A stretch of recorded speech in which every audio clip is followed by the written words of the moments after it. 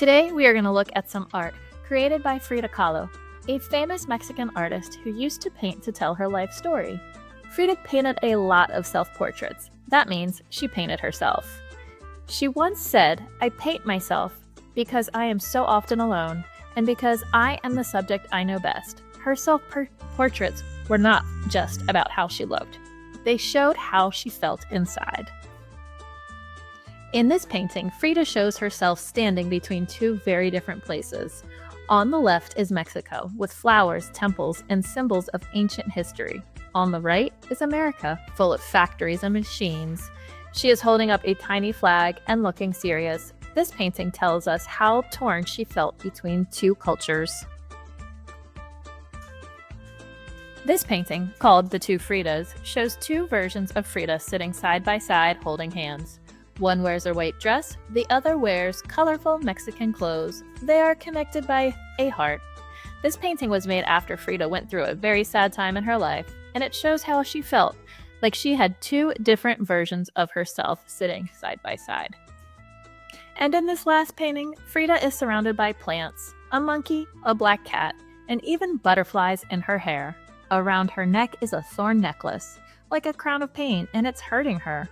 But she's still staring straight at us, strong and brave. She showed us that we can use art to show both pain and strength.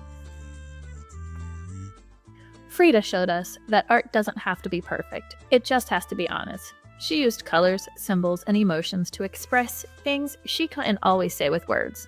Sometimes, when we're feeling big feelings or don't even know how we feel, art can help us figure it out. It's like a window into our hearts and minds. Now it's our turn. I want you to think about this. If you could paint a self-portrait, what would you include to tell your story? What colors or symbols would you show how you were feeling today? You might discover as you create, or you may have the answers now. Let's find out what we're doing next. Let's begin with the first step of our self-portraits. What we're going to do to begin is we're going to get ourselves a blue lid. We are going to get a pencil and we're going to trace this circle onto somewhere in the center of our paper. This is going to be our head.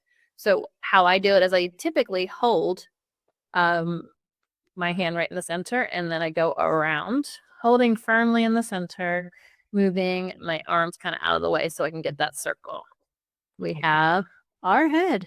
Next step we're going to do is we are going to add right about here on each end our neck, okay? We're going to bring two lines down, okay, sort of curving in. They're not quite exactly straight. If yours end up straight, that's fine, but I like to curve mine in ever so gently. Next thing I'm going to do is I'm going to connect these two with an arch, a curve line that comes all the way down and around. So what I have is my head, my neck, and then this is going to be my shirt. So I'm actually going to go ahead and draw some lines down. This will be the top of my shoulders. Okay. So I have my head, my neck, and now this is my shirt. Next thing I'm going to add are my ears. My ears are going to be on the side of these circles, and they're actually bigger than you think. So what I'm going to do is I'm going to start up towards the top. I'm going to make a curved line looking like the letter C. I'm not going to come out too far. I'm going to make the letter C that looks like this. Okay.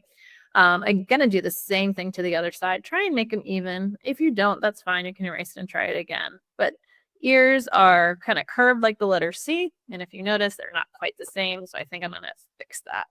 Okay. Make this just a little bit longer for my ears. All right, here we are. We have our beginning parts for our painting. You need to make sure your name and art code are on the back before you start painting. Make sure you find yourself a round brush, okay? If you notice, this part is flat on the top and this part is round, so you want to find those round brushes. We are going to be holding them just like we hold a pencil. What you need to know about the paints is we are not going to scoop and dip our paints all the way in. All we're going to do is simply dip gently, and if you notice I swirled a little bit, you want your paintbrush to look just like a pencil point, okay? So just at the tip of that paintbrush, this is where we get the most control. So a gentle dip in, and what we're going to do first, we are gonna go over top of our pencil lines. We're gonna do some focus work first, okay? We're gonna go over top of these pencil lines. If you accidentally go out of the edge, that's fine. No big deal. Gonna get some more paint on my brush, do the same thing. And now my paintbrush is barely touching that paper, okay? My palm of my hands is holding my paintbrush steady. If I were up here to try and do this, it's not gonna look right. So what I have is my paintbrush going nice and steady. And now I'm gonna kind of arch around, okay? And I'm actually gonna turn this upside down so I don't get paint on my hands. If you notice, this is barely touching my paintbrush, and then this is when I touch my paintbrush really heavy to the paper. So you can change the thickness of your line just by how much you press down on that paper. Okay. Trying to get on top of that line. If I miss that line, no big deal. Just try your best to get on it. Remember, it's paint. We can paint over it. Keep applying paint.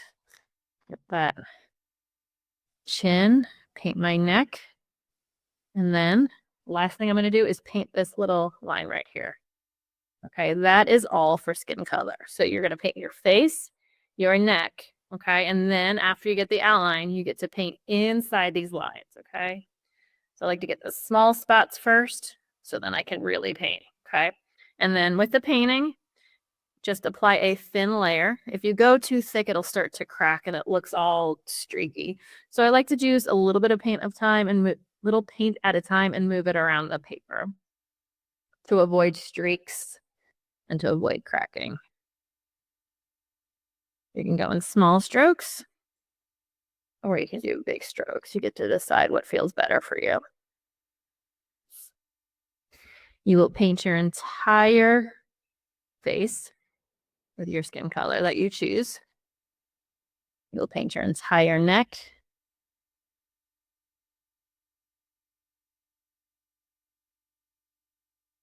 And then we move on to the hair. Notice I'm just getting a little bit at a time. I don't want to glop it up.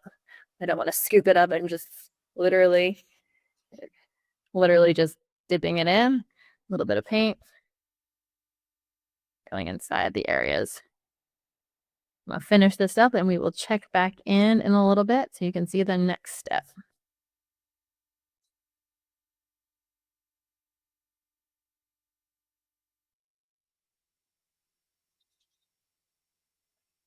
All right, so I have my layer of face kind of all painted, but if you notice there's some thin spots and you see a lot of strokes, what I like to do to get rid of them is now smooth out the paint, especially right where all my features are going to be. And I do that by taking these long strokes and just kind of brushing it over. So to get rid of these thin strokes, I did just apply a little bit of paint because it's starting to feel scratchy. All right. So it kind of got rid of all that scratchy feeling. Oops, got a little paint at the bottom. That's okay. Okay, now moving on to the neck. Trying to just paint that neck and filling it up. Again, a little bit of paint so it doesn't look too scratchy.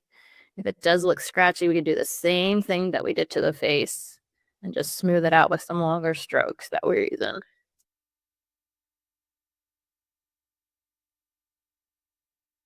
Right. And now I'm going to smooth it out. So I'm going to go side to side to kind of blend it all in. And now I'm going to go up and down. Just moving this paint around so it looks even and I don't have all these crazy looking brush strokes. All right, I'm going to clean my brush and we'll come on back for the next step.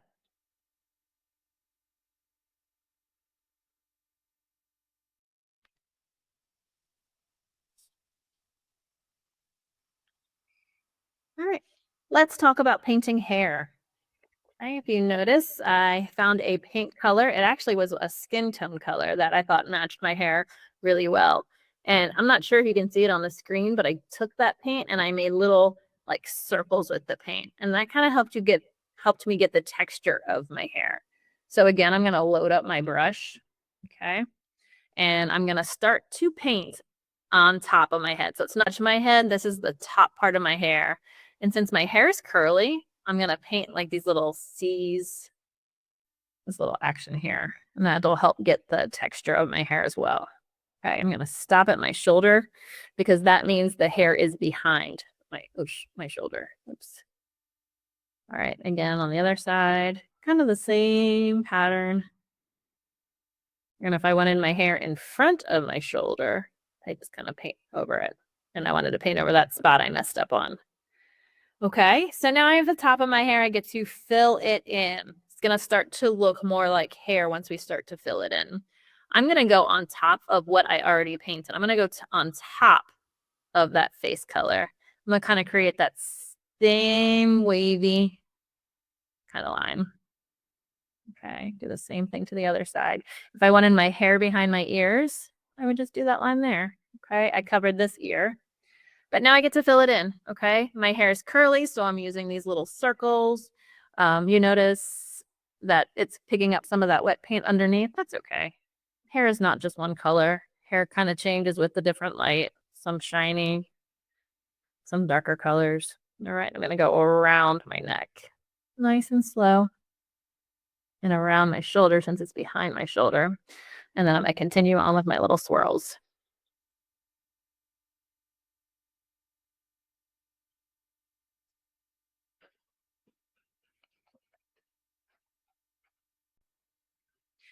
Time to add our details. We're going to be using these crayons to get the details in. So what I'm going to choose to do first is I am going to choose to get my eyes in here. So I'm going to use a little bit of black and I'm going to show you how I got my eyes. All I do is somewhere in the center, I'm going to make a line that looks like this and a line that looks like this. Try and make them at the same length, the same height. I'm going to find a color that best matches my eyes. So let's see, this looks good to me. And underneath that black line, what I'm going to do is I'm going to draw the letter C. Okay. I'm also going to draw the letter C on this side. Sometimes when I'm doing things that are the same on both sides, it looks crazy. I like to do them one at a time. Now what I'm going to do is with that C, I'm going to kind of blend out that C. So again, a little bit more C, a little bit more C. Okay. I'm not going to fully color it in, and I'm going to show you why in a little bit. I'll leave that out. Go in with the black part of the eye, the pupil. I'm going to go in with a little bit of the C, a little bit of the C. Okay, starting to come together a little bit more. I'm going to find some whites, and what I'm going to do with that white is I'm just going to add a little bit of white to the eye, okay, right where the white part is. And the reason why we have that C is if you can fill in that little section that we left empty, kind of makes a highlight, makes it a little bit more realistic. Okay. Fill that in. And then what I'm going to do is underneath, I'm just going to draw a light line to kind of close in my eyes. Don't need a dark one, something like that. Looking a little realistic. What I did on my other one, you can choose to do it, is I just added a few eyelashes in the corner. I did not do a bunch, I just added a few. Something like that. Okay. Just a few of them, just to give me the idea of eyelashes. Moving on, I'm going to find myself a brown, and I'm going to add the features. You can make a more complicated nose, or you can simplify your nose, okay? It doesn't need to be, it can be anything you want it to be. So let's maybe make this a simple nose. Just going to do a little nose like this, okay? I can use this brown for my eyebrows as well. And then on top of my eyes, just kind of curving around above the eyes. Okay, I can also use this brown to add some more curls to my hair. So here's where you can get really into all these details. All right. I can add the brown. I can add the black for more texture and shadow. Can really go crazy with all these details on both sides. Adding all these details. Okay. All right, so let me get myself a mouth. I'm going to find a pink that I like or a red that I like, or if you're a boy, you can find a brown or that peach color. It's up to you. Find what you like. Okay.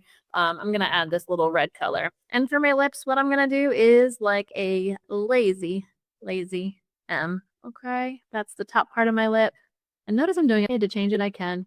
And then underneath, I'm going to do the bottom part of the lip, and that is just a curve from end to end. Color it in. Okay.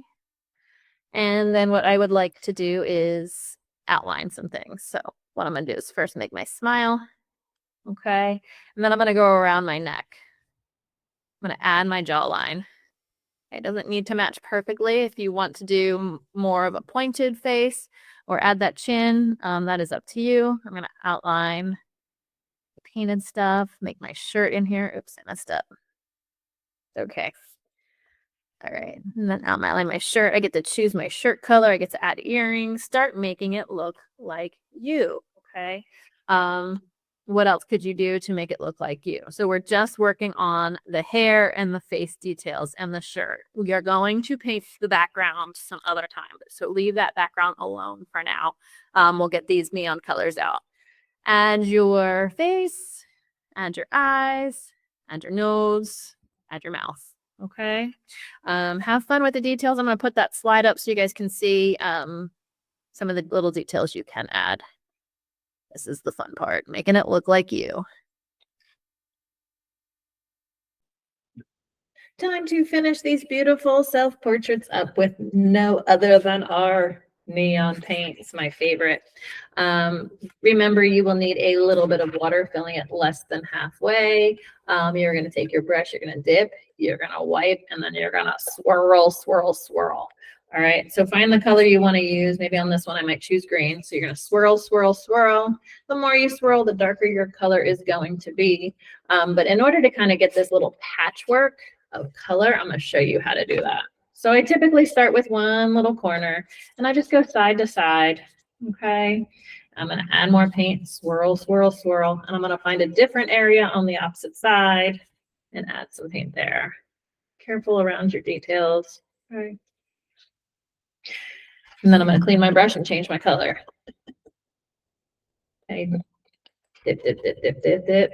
Wipe off all of that extra water and find your next color. I'm going to go on some yellow. Swirl, swirl, swirl. Remember, the more you swirl, the darker your color is going to be, the more saturated and bright your color is going to be. And I can go right next to that green. And what's going to happen is that green and yellow are going to start to mix to get that little foggy, fuzzy color. All right. Clean my brush, and I'm going to keep going until my entire paper is filled. You can choose your favorite colors. You can choose the entire palette. Okay, you can pick what works for you. I'm going to get some pink in here. I love me some pink. So swirl, swirl, swirl. And I'm going to keep doing this until my entire paper is filled, my entire background. All right. Remember, you can kind of overlap, and they would start to kind of come together. All right, friends, have fun. Make sure you're cleaning your water when it gets dirty. And on the drying rack when you are all done. Dip, dip, dip, dip, dip, dip. Hope you have fun with this part.